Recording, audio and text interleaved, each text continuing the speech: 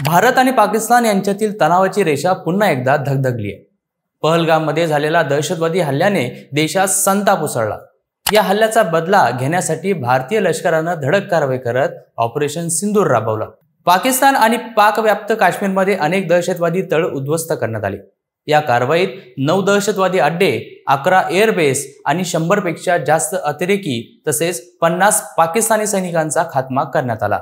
नमस्कार, मी सूरज कामे आणि तुम्ही पाहताय सत्य पे सत्ता, म्हणजेच थोडक्यात पण महत्त्वाचं। या यशस्वी कारवाईनंतर जगासमोर भारताची नो नॉनसेन्स भूमिका ठळक झाली। मात्र या सगळ्यानंतर जेव्हा युद्धविरामाची घोषणा झाली तेव्हा अचानक राजकारण तापलं। काँग्रेसने केंद्र सरकारवर टीकेची झोड उठवत काही गंभीर प्रश्न उपस्थित केले। युद्धविराम का झाला? अमेरिकेची भूमिका नेमकी काय होती? आणि सगळ्यात मोठा सवाल हे की सगळं भाजपचं राजकीय नाटक आहे का? असे एक ना अनेक प्रश्न यावेळेला उपस्थित करण्यात आले। काँग्रेसच्या आक्रमकतेमागे एक जुना अनुभव दडलेला आहे। 2016च्या उरी हल्ल्यानंतर झालेली सर्जिकल स्ट्राईक आणि 2019च्या पुलवामा हल्ल्यानंतरची एअर स्ट्राईक, या दोन्ही कारवायांनी भाजपला निवडणुकांमध्ये जबरदस्त फायदा मिळवून दिला। आता ऑपरेशन सिंदूरही तसाच राजकीय गेम चेंजर ठरतो की काय, ही भीती काँग्रेसला सतावत आहे।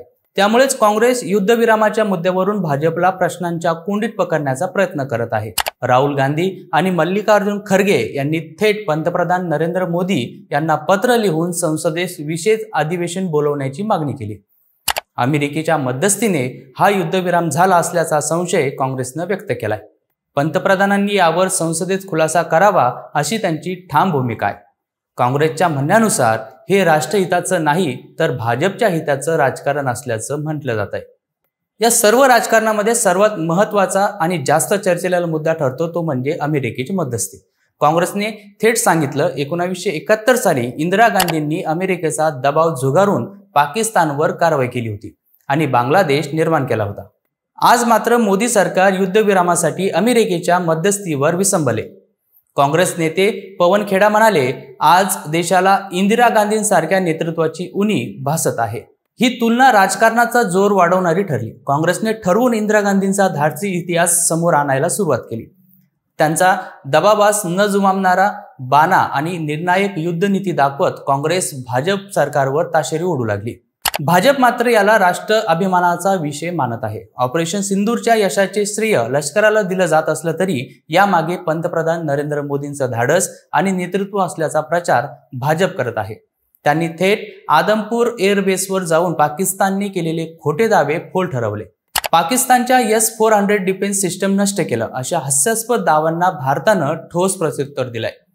भाजपने देशभर तिरंगा यात्रा काढून देशभक्तीचं वातावरण निर्माण करण्यास सुरुवात केली। ही यात्रा केवळ विजयाचा उत्सव नाही तर काँग्रेसच्या आरोपांना प्रत्युत्तर आहे। काँग्रेसला भीती आहे की ऑपरेशन सिंदूरच्या विजयात भाजप पुन्हा एकदा राष्ट्रवादी नायक म्हणून उभा राहील। त्यामुळे या भूमिकेच्या यशाला राजकीय रंग लागू नये म्हणून काँग्रेसने अमेरिकेची मध्यस्थी, विशेष अधिवेशन, इंदिरा गांधींच्या आठवणी यांचा वापर करून भाजपच्या प्रचाराला रोखण्याची रणनीती आखली आहे। संसदेच्या विशेष अधिवेशनात काँग्रेसने हा मुद्दा उचलून धरला तर भाजपला केवळ लष्करी यशावर राजकीय फायदे घेणं कठीण जाईल, असं काँग्रेसचं गणित आहे। त्याचसोबत देशाच्या लोकांनाही एक वेगळा संदेश देण्याचा प्रयत्न आहे। आम्ही फक्त विरोधकच नाही तर जबाबदार प्रश्न विचारणारे नेते आहोत, अशी भूमिका काँग्रेस घेणार आहे। युद्धविरामाच्या 2 दिवसांनी पंतप्रधान नरेंद्र मोदी यांनी देशाला संबोधित केलं। पाकिस्तान आणि दहशतवादाला चोख प्रत्युत्तर दिल्याचं त्यांनी त्या कार्यक्रमात ठामपणे सांगितलं। तसेच अमेरिकेसह संपूर्ण जगालाही सूचित केलं, पाकिस्तानशी आता फक्त एकाच मुद्द्यावर चर्चा होईल आणि तो म्हणजे पाकव्याप्त काश्मीर आणि दहशतवाद। नरेंद्र मोदी यांचं वक्तव्य स्पष्ट संदेश देणार आहे। युद्धविराम म्हणजे माघार नाही तर धोरणात्मक निर्णयांवर आधारित आहे। पण काँग्रेसला यावर विश्वास बसत नाही। त्यांच्या मते युद्धविरामानंतर मोदी सरकारने अमेरिकेला मोठ्या प्रमाणावर प्राधान्य दिलं आणि नेहमीसारखं प्रचाराचं युद्ध जिंकण्याचा प्रयत्न केला।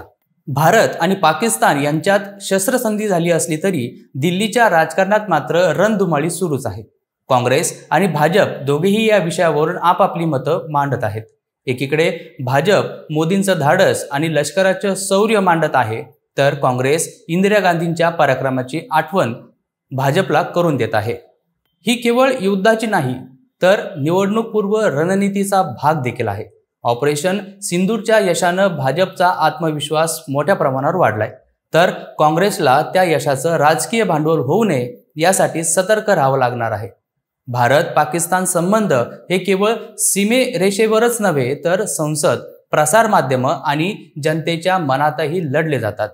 ऑपरेशन सिंदूरनंतर सैन्याच्या ताकदीचं दर्शन घडलं, तर शस्त्रसंधीने कूटनीतीचं दर्शन घडवलं आणि याच दोन गोष्टी आता राजकीय शस्त्र म्हणून वापरल्या जात आहेत.